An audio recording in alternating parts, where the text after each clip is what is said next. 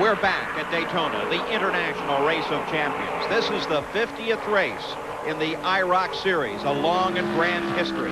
Terry Labonte has been a good Samaritan throughout the day, and it's paid off for him. He is out in front of this field, leading at the moment, followed by Dale Earnhardt. Al Unser Jr. in that lime green car continues to hold his own with the veterans of NASCAR. Rusty Wallace is now running in the 4th position. And you can almost watch where little Al's running, that they did get his right rear tire hot, and I don't think he's been able to run back and cool it off enough to really be as strong as he was just a few laps back.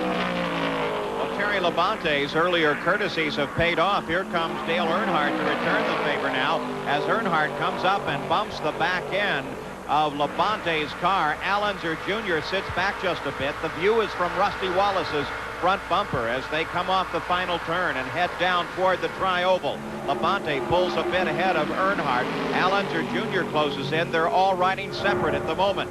Here comes the lead serial. Continuing to close now. Terry Labonte with Earnhardt stalking just behind. Earnhardt now begins to close in, taking a little higher line, but Labonte able to power away. Al Unser Jr. comes up to give Dale Earnhardt a hand. Can Al Unser help Dale Earnhardt close on Labonte and get him around? Earnhardt makes his move to the inside on the backstretch and pulls out of the draft and just sails past. Al Unser Jr. tries to close in, but Labonte sees him coming and pushes him low on the course. Al Unser Jr. continues to stay in there. Rusty Wallace comes up to help little Al. Earnhardt continues his lead. Labonte is in 2nd place. The man who is running dead last in this race, former Indy champion Danny Sullivan, is just ahead of this group.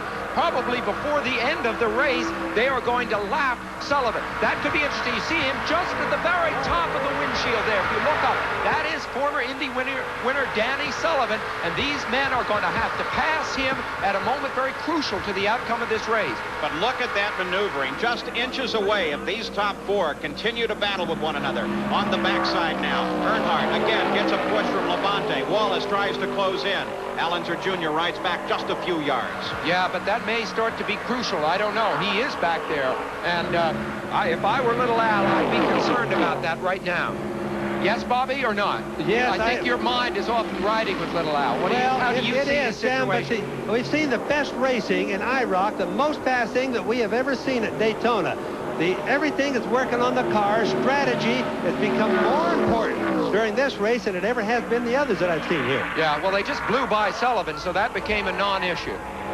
So out in front, it is Dale Earnhardt. The NASCAR drivers, again, showing their dominance on this particular circuit in cars that are vastly similar to those that they normally race. Earnhardt is out in front. Labonte second. Rusty Wallace. 3 stock car drivers lead here at Daytona. We'll be back with more of the IROC in just a moment. We're back at Daytona. Dale Earnhardt continues to be the leader. The 3 NASCAR drivers out in front as Rusty Wallace closes up behind Terry Labonte. And Wallace helps push Labonte past Earnhardt, and they pick up 1st and 2nd. Al Unser Jr. now riding back in 4th place. Labonte has a hero in this race. It's fellow Texan A.J. Foyt. Living in Texas, of course, it's an awful big state. But A.J. Foyt, you know, is all you heard about. And so I was he's still my hero. I was a big fan of his and always followed his career. And it's really a dream come true for me, I guess, just to be able to race against a man like A.J. Foyt. So Terry Labonte, Rusty Wallace just behind, then Dale Earnhardt. They all 3 will help one another. The fact they're riding together, the front 4 together, they're all within the draft of one another. That's carrying them down at a little greater speed than any one of them could do running alone. But now we're coming to the Fisher cut bait time of the race. Sooner or later, one of these 4 is going to have to decide, I'm ready to take a run at it, I'm going to go for the front, and I'm going to stay there. Well, what's going to happen, I predict now at the end of the race that there's 4 cars there. 2 of them each are going to team up because second's better than 3rd or 4th. So the back 2 guys should team up together. And the front two guys really have to team up together to keep from being passed. Labonte runs alone to the high side. Earnhardt helps Rusty Wallace go into the lead, but then Earnhardt drops into third place. Earnhardt, of course, very, very aggressive. Ordinarily drives a black car. Today, the white car seems sort of out of character. Remember, Earnhardt has finished second, as you said, Paul, in the last two IROC races here at Daytona. Deeply wants to win this.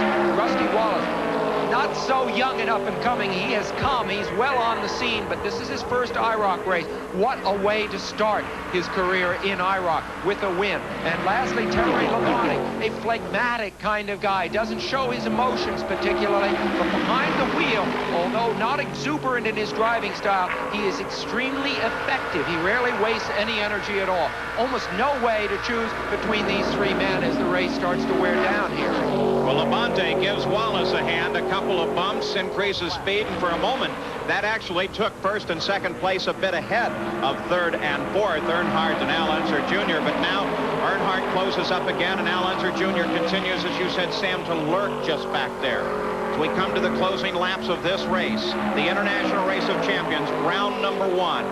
And the stock car drivers are dominating first, second, and third, and then IndyCar driver Al Unser Jr. And let's just say, this is a terrific race here. I mean, we haven't seen this kind of a race on an oval in ages.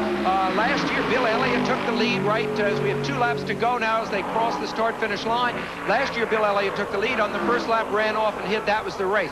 Nothing like that this year. Well, Bobby Unser, it's decision time. You've driven in the IROC. You're an IROC champion from IROC 2. If you were sitting back second and third in the car of a Labonte or an Earnhardt, what do you do now? Well, second place really doesn't want. He has to get help from behind. He doesn't want to help the guy in front. So the last 3 guys are going to be making all the decisions right there. And you can see it's a little bit bumpy going up front. I'm surprised the little Al hasn't teamed up with Earnhardt yet. Bobby, you once run this race by just 2 feet. Are you making a lot of decisions at this point in the car, or are you still waiting for that last lap? Making a lot of decisions, Sam, but all your decisions are based on what the other guys do.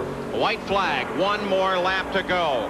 Can Rusty Wallace hang on, having come as a rookie from the last row in this field to the lead? Can he keep it?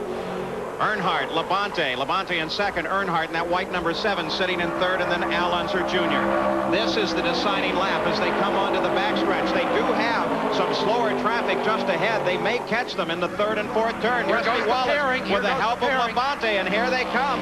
Wallace, Labonte, Earnhardt sits back in third. They come into turn 3. Again, some slower traffic. They may catch before the line. This is the final lap. Rusty Wallace, Labonte just behind him, then Earnhardt. They head for the tri-oval now, off of 4, and Rusty Wallace is looking at a checkered flag. Rusty Wallace picks up the win, followed by Labonte, Earnhardt, and Al Unser Jr. I'm Paul Page at the Indianapolis Motor Speedway, where earlier today, live, you saw the 73rd running of the great Indianapolis 500-mile race, and it was action-packed right from the green flag. In fact, it was in the early going of the race that Kevin Cogan lost control coming off of the 4th turn, slammed the inside wall, then the end of the pit wall, then the pit wall itself. Now, despite this incredible accident, Kevin Cogan, taken to the hospital, was released about an hour later. There were no injuries. Look at this view from the end of the pit wall as the car literally cut in half. But Kevin Cogan, not seriously injured. In fact, left the hospital several hours ago. And then in the closing stages of the race, it was Al Unser Jr. battling with Emerson Fittipaldi. And Emerson Fittipaldi moved inside Al, touched his rear wheels on the 198th lap. Little Al went into the wall. Emerson Fittipaldi went on to a victory, his first in the Indianapolis 500-mile race. Al Unser Jr. was not injured. It was a good, safe race, no injuries at all. Al Unser Jr. finished in second place. That was the action at the Indianapolis Motor Speedway. It was also a great international race of champions. So let's go back to Daytona and wrap up that race. In a charge from last place, Rusty Wallace wins the IROC. Here's Jack. Well, Rusty Wallace, congratulations. A rookie in IROC, started in the back of the pack. You really did it the hard way. Well, I tried to. You know, I started tailback, and they told me if you're gonna show what you got, you can start from the back, and if you win it, you really did something. So I started tailback, and I made a good move in the first part of the race, first lap going into turn 3, a move that I knew I had to make to get the job done early, and it worked out for me. Hey, there's a lot of paint missing on that front spoiler. Did you do some bump and runs out there? Well, I was working pretty hard on Dale trying to help him out, you know, and him and I were running pretty good. Then A.J. got up there, and Allenser Jr., and finally shook down to the 4 of us, Labonte and Jr., and myself and Dale, and they all draft great, and they're good partners to have. I'm just lucky that I won. Well, Paulie may have made it to victory lane and starts first, but guess what, guy? Next race at Nazareth, you start last. First moves to last. Those are the rules of the IROC. Well, the official results are out now, and typically it is the NASCAR drivers that dominate the front of the field as we take a look at the bottom half of the finishing order here at Daytona International. We take a look, too, at the point standings. Rusty Wallace, with this victory, moves out in front, and we just run down through the order, this being the first of the 4 events, but there's still plenty of time for each of these drivers to move forward. And more racing next Sunday on ABC Sports. The top drivers from the Indy cars in the Milwaukee 200. That's next Sunday. And on July 30th, round number 2 of the International Race of Champions from Pennsylvania International Raceway. This is Paul Page for Sam Posey, Bobby Unser, and Jack Arute. So long from Daytona.